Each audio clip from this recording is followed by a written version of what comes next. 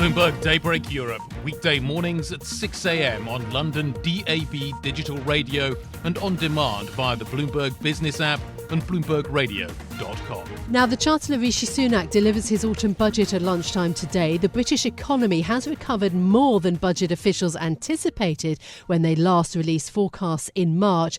But Sunak is expected to pocket most of that gain, despite some 18 spending announcements since Friday trailing the budget. They include an increase to the national living wage, an end to public sector pay freezes, £6.9 billion of spending for regional public transport and £10.9 billion of expenditure on healthcare facilities and R&D. Well, joining me now is Joseph Silke, who is from Bright Blue, the think tank for liberal conservatism. Joseph, thank you so much for being with me today.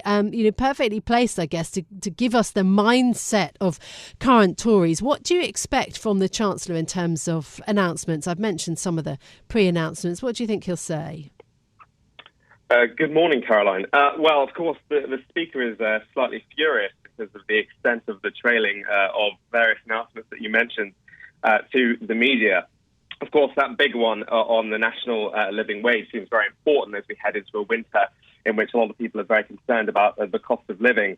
As you say, I think the big reveal will be what the state of the public finances are. Of course, the OBR has been a little bit pessimistic in the past because of the coronavirus pandemic, but now seems to be a little bit more optimistic. And the question is, what is their assessment now, and what does that mean for the big, wider goals of the government going forward for the rest of the term as we approach an election that isn't that far away, and that's dealing with this immediate cost of living crisis, but also addressing those long-term goals of levelling up and indeed net zero with COP starting next week.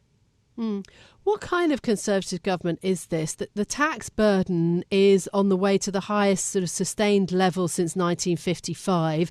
And then on the other side, you've got government borrowing of £320 billion in the year ending April 2021. I know that you know that means it's the highest figure seen outside of wartime. What is the shape of this Conservative government? Because pretty unusual kind of politically now, obviously because of the pandemic. To be honest, that's quite unclear. And you did detect a degree of discontent at Conservative Party conference in Manchester a few weeks ago. I think there is a tension between the Prime Minister, who I think, likes to spend. He is a Keynesian, really. And the Chancellor was asked not too long ago, Milton Friedman or Keynes, and he said Friedman. And so I think there is some tension between number 11 and number 10. I think the Chancellor is more concerned. He sees himself more as the gatekeeper of the public finances, particularly after all of the spending of COVID. I'm not sure the Prime Minister sees it that way. What do you think the Chancellor then, if that is his view, is going to squeeze? The IFS, the Institute for Fiscal Studies, says that justice, local government, education may be the departments that are squeezed because there are sort of embedded promises to others. Local government is not one. I think local government has been punished significantly. I think even will admit that. But now local government has been somewhat tied to the levelling up agenda under Michael Gove.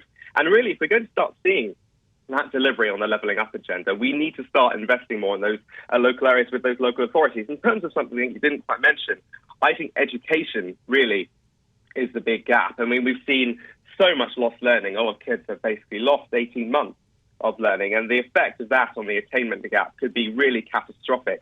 And we're talking about levelling up, improving people's opportunities. We know how important education is for that. And frankly, so far, the commitments on catch-up have been pretty woefully inadequate. So we've got to see what more the Chancellor is willing to do there. Boris Johnson has called for a high-wage, high-skill, high-productivity economy. Often the high productivity bit of that is dropped.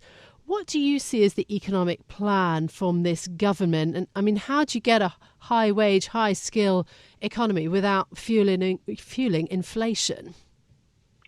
Well, absolutely. That is a big concern. I mean, inflation at the moment is something which a lot of people have been talking about, but so far hasn't really seemed to bite. But I think that is a worry. Obviously, the government is investing billions of pounds. I think $3 billion more coming in this budget for a skills revolution. I really hope that the plan isn't just to keep restricting immigration, because I don't think that's good for the overall health of the British economy. I think it's good that they're unfreezing public sector pay. That's a pretty good sign for the overall health of the public finances.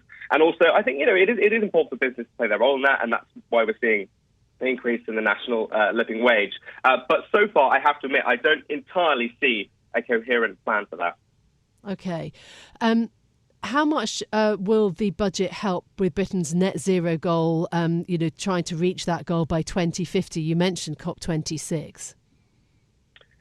Well, there's going to be investment in public transport, which is good for that. I think, to be fair to the government, they've been releasing quite a lot of strategies recently. We have a heat and building strategy. We have the net zero strategy. I'm not really sure how much new stuff is going to be in the budget on that. I mean, the UK is a world leader, but we said that perhaps the heat and building strategy didn't go quite far enough in terms of helping people to transition towards heat pumps away from boilers and everything. But I think, the government is in a good place. They can always go further, but I think when they are in Glasgow next week, they can hold up the UK's record as one to be proud of and one to emulate.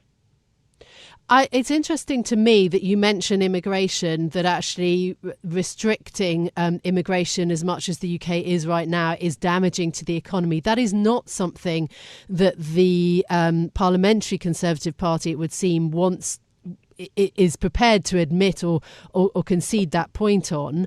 The pandemic has affected the UK economy, but Brexit has had an impact, a negative impact too. Is it dangerous for the Conservative Party to, essentially try to avoid, accepting responsibility for some of that? Well, I think they've been quite lucky. They've been quite lucky in the sense that because the pandemic came along at just the time when we were leaving the single market and the customs union, a lot of the negative impacts of that will have inevitably caused have been masked by the pandemic. So it's quite difficult for people to tell, what's the effect of COVID and what's the effect of Brexit. And that's been very fortunate for the party. OK. When do you expect a general election to be called? I don't really expect one until the full term has been exhausted. The confluence of Brexit and Corbyn was so potent at the last election. I think it's going to take quite a lot, even with the changing constituency boundaries for the Conservatives to top it next time. So why throw away seats unnecessarily earlier than you need to? And also the other thing is the fact that I think the government wants to get in as much levelling up as possible before the next general election. And just on the other political issue, political and health issue, of course, Plan B. Do you think the government's hand is simply going to be forced by the numbers? Today we're reporting this jump in serious cases of COVID and in deaths across the UK. Surely extra restrictions are going to have to be brought in. But can they be, given that it seems to be becoming a political issue, wearing a mask or not, even here in the UK? I think it is to an extent, but we have some forecasts about cases falling going into November. I think the mood is generally quite optimistic across Whitehall that they'll be able to avoid going into Plan B. And also we had some forecasts the other day about the cost, I think it was 18 billion, correct me if I'm wrong, of moving to Plan B. And I think the government is looking at that, with pretty stark eyes. And I think they're pretty hopeful that they can avoid that. Bloomberg Daybreak Europe, weekday mornings at 6 a.m. on London DAB digital radio and on demand via the Bloomberg Business app and BloombergRadio.com.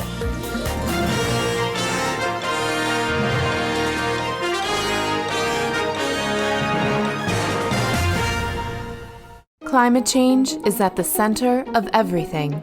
Bloomberg Green is at the center of solving it. Backed by powerful data and a global newsroom, Bloomberg Green is focused on solutions and the greatest opportunity of our generation. Bloomberg Green, solutions for a changing climate. In partnership with General Motors, JLL, McKinsey Sustainability, and Standard Chartered. Visit Bloomberg.com/green.